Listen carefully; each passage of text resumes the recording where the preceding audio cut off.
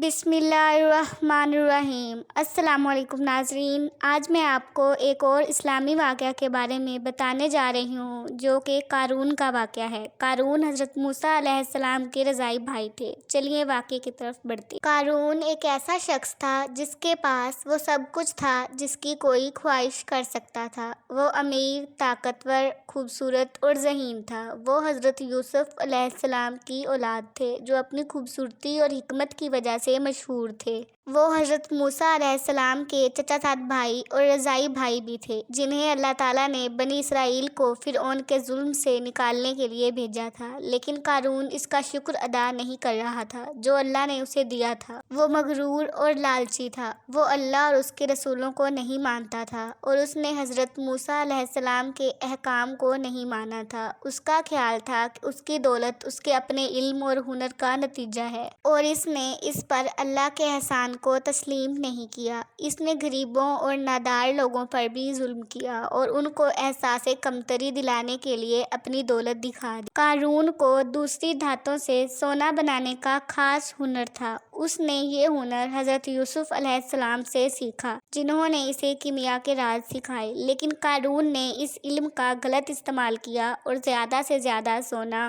جمع کرنے کے جنون میں چلا گیا۔ اس نے اپنا سونا کئی خفیہ جگہوں پر چھپا رکھا تھا اور اس کی زکوٰۃ ادا نہیں کی تھی۔ جب حضرت موسیٰ علیہ السلام نے ان سے اللہ کی راہ میں حصہ ڈالنے کو کہا تو اس نے اس بات سے بھی انکار کر دیا کہ اس کے پاس سونا نہیں ہے۔ قارون کے پاس اتنی دولت تھی کہ اسے اپنے خزانے کی چابیوں کے لیے بہت سے لوگوں کی ضرورت پڑتی تھی۔ اس کے پاس سونا، چاندی، جواہرات، موتی، ریشم اور دیگر قیمتی چیزیں تھیں۔ اس کے پاس ایک شاندار محل، ایک شاندار باغ اور ایک خوبصورت بیوی تھی۔ اس کے پاس وہ سب کچھ تھا جو وہ چاہتا تھا، لیکن وہ کبھی مطمئن نہیں تھا۔ وہ ہمیشہ زیادہ ہی چاہتا تھا۔ قارون کی بیوی ایک مومن اور حضرت موسیٰ علیہ السلام کی پیروکار تھی۔ اس نے اسے نصیحت کرنے اور اس کے غرور اور لالچ سے خبردار کرنے کی کوشش کی، لیکن اس نے اس کی ایک نہ سنی۔ اس نے اس کے ساتھ بدسلوکی بھی کی اور اس کے ساتھ جسمانی اور زبانی زیادتی کی۔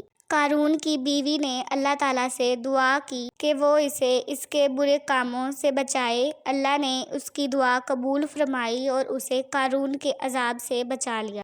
ایک دن قارون نے لوگوں کو متاثر کرنے اور انہیں ذلیل کرنے کے لیے اپنی دولت کی نمائش کرنے کا فیصلہ کیا۔ اس نے اپنے بہترین لباس اور زیورات پہن لیے اور وہ اپنے محافظوں اور نوکروں کے ساتھ گاڑی پر سوار ہوا اور اپنے شہر کی طرف سڑکوں پر پریڈ کی جہاں بہت سے لوگ اسے دیکھنے کے لیے جمع تھے۔ ان میں سے کچھ اس کی دولت دیکھ کر حیران ہوئے اور اس سے حسد کرنے لگے۔ انہوں نے کہا کہ کاش ہم بھی ویسا ہی ہوتے جو قارون کو دیا گیا ہے، کاش ہمیں بھی ایسا ہی سب کچھ ملتا۔ بے شک وہ بڑے خوش نصیبوں میں سے ہیں۔ لیکن ان میں سے کچھ عقل مند اور پرہیزگار تھے اور وہ جانتے تھے کہ دولت زندگی کا سب کچھ نہیں ہے۔ انہوں نے کہا، تم پر افسوس، اللہ کا اجر اس کے لیے بہتر ہے جو ایمان لائے اور نیک عمل کرے، اور یہ صابر کے سوا کسی کو نہیں ملتا۔ حضرت موسیٰ علیہ السلام نے قارون کے جلوس کو دیکھا اور اس پر افسوس کیا۔ وہ جانتے تھے کہ قارون کو دنیا کی زندگی کے دھوکے میں ڈال رکھا ہے اور وہ تباہی کی طرف جا رہا ہے۔ آپ علیہ السلام نے پکار کر فرمایا، اے قارون، خوش نہ ہو، بے شک اللہ خوش کرنے والوں کو پسند نہیں کرتا،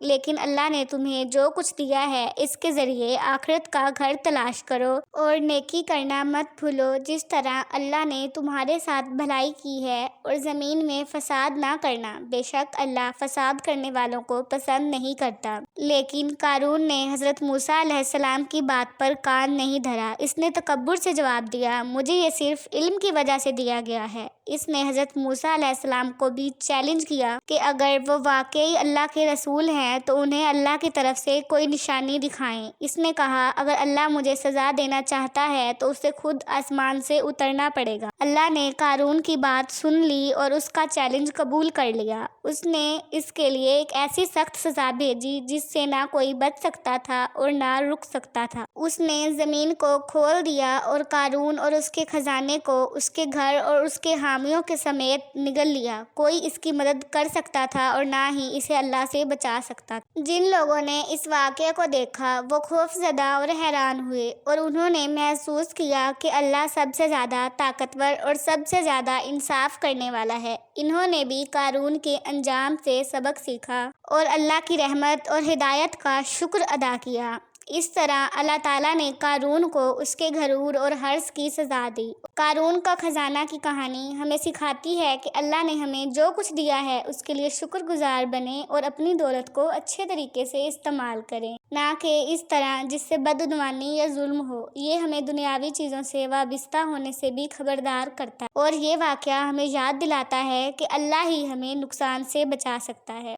مجھے امید ہے کہ آج کا یہ اسلامی واقعہ آپ کو پسند آیا ہوگا۔ مزید واقعات کے لیے میرے چینل کو سبسکرائب کریں۔ ویڈیو پسند آئی ہو تو لائک اور شیئر کریں۔ دعا میں یاد رکھیے گا۔ ملتے ہیں ایک اور دلچسپ واقعہ کے ساتھ۔ اللہ حافظ۔